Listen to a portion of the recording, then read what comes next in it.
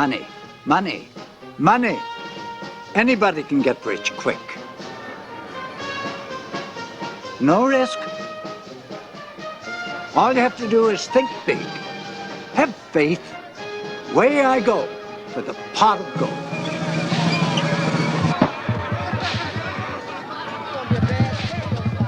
The most sensational get-rich-quick scheme in history exploded in France over 200 years ago. It burst like a bubble.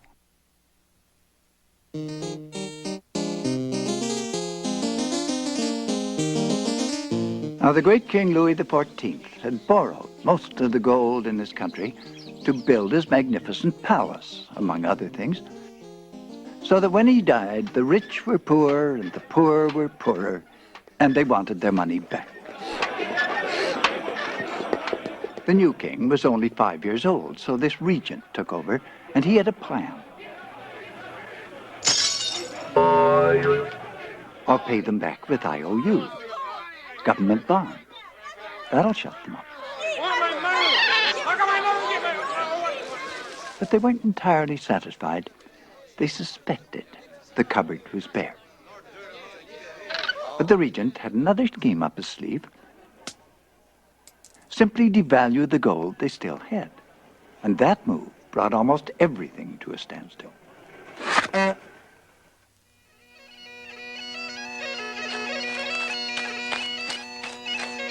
Now, the great Scottish economist John Law had been traveling around Europe for 20 years, studying currency systems. And one day, the financial wizard turned up in Paris with the answer to the regent's problem. Try paper money. Paper. Yes, paper. I'll open a bank. You've never heard of a bank? Well, here's how it works. It's simple. People who have gold bring it to me.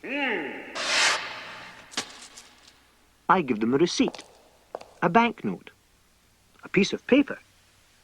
But it's just as good as gold. It was admittedly somewhat inconvenient to carry your gold around with you, and for the smart boys, the new banknotes became so popular, the regent proclaimed them the official currency of France. But that meant he now had a hand in running the bank, and unfortunately he got carried away.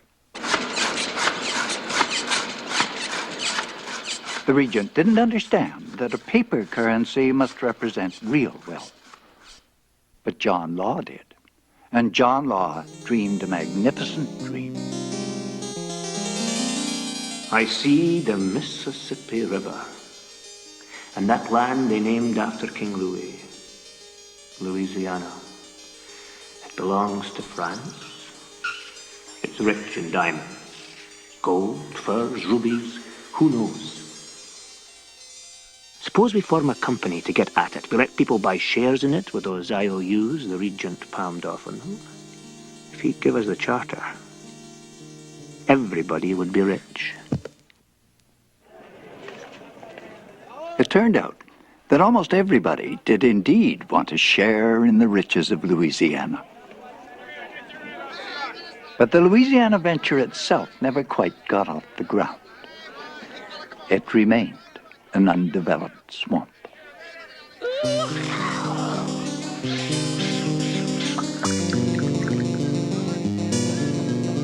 But forget Louisiana. The share's the thing. And when they were sold out, people started buying them from each other with their paper money. And the prices skyrocketed. Whenever more shares were issued, Law's house was besieged.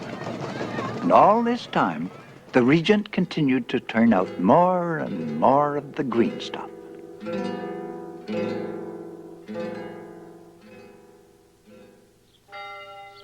In one street, investors moved into all the houses. Gates were erected at either end.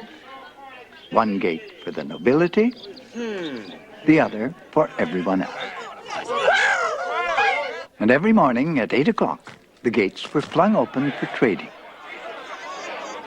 Some people even made fortunes renting their backs out for writing desks.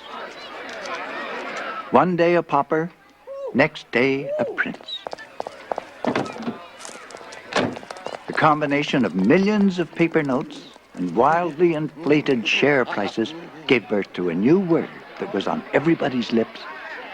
Millionaire! And then, one January morning, a wealthy prince walked into the bank with all his paper money and asked to have gold instead. It took 3 wagons to carry it away. It was great while it lasted. But the dreadful truth was there was only enough gold to match 1/5 of the paper money in circulation. Word got around. People raced to get their notes converted before the gold ran out. We've got to persuade them not to cash in those notes. Your Majesty, all you have to do is put out a royal edict that will devalue gold. That'll stop them. But it didn't. Your Majesty, we still need more gold. I have a plan. We'll take it from the people and give it back to them again. Royal edict followed royal edict. Printing money is illegal. Selling gold is illegal. And finally, they closed the bank. John Law himself was somewhat agitated. The situation was getting out of hand.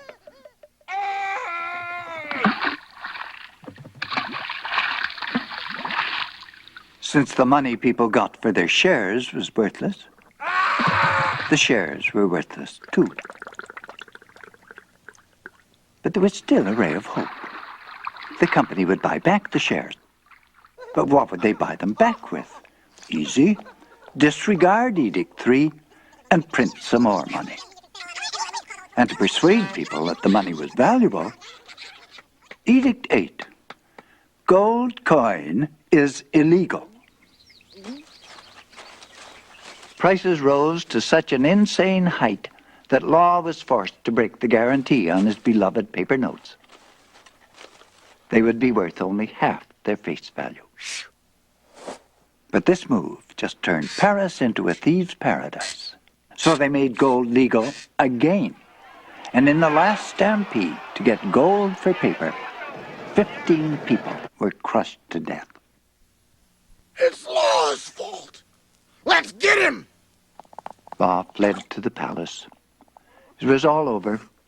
The 4-year reign of paper money that began so successfully had ended in utter disaster. The Mississippi Bubble, as they called it, was the first of the rags to riches, to rags stories that have marked our history.